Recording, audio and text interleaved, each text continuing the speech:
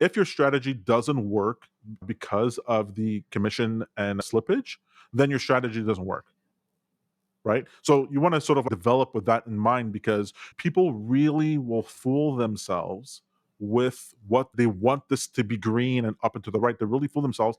I've had people who I tell them, hey, you're going to have to add in your commission and slippage and all that. You're going to have to add that in because you're going to get poor results. And they go, no, I'm going to work off of this first.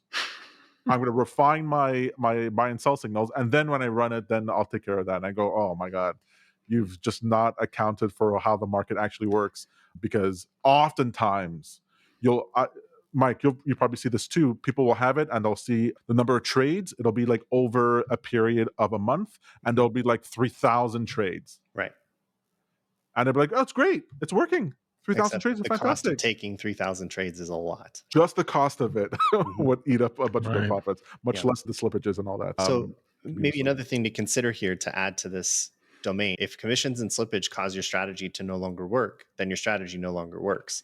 That can be really discouraging for people because they feel like they invested all of this time into developing their approach and coming up with their signals and writing the code for everything. And then they feel really dejected that these realities of how markets work cause their strategy to no longer work. So we kind of have this like baked in incentive cause bias to try to ignore some of these factors. And then we put live capital in front of it only to find out that it truly isn't going to work. And then we're just kind of bummed and, we abandon the process. Well, we don't want any of that. We don't want people to feel that way either. So instead, we kind of have to begin this process with an opposite philosophy in mind, which is the idea that we should start with the belief that this strategy is likely not going to work.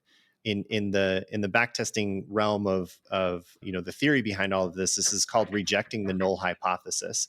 Basically, we're saying we don't think this is going to work, and we're attempting to reject the null hypothesis, meaning we're trying to reject the idea that it doesn't work. The idea is to go into this believing there's likely nothing here, but let me continue to keep testing it in ways to prove that it doesn't work, unless I have to reject the null hypothesis, meaning that it does actually work.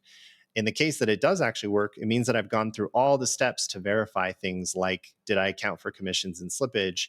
And did I account for another really tricky thing, which is called overfitting? Overfitting is probably like one of the most common things that people run into. It's basically writing the strategy in a way that perfectly accounts for the history of the chart that you're looking at and getting the best outcome as a result.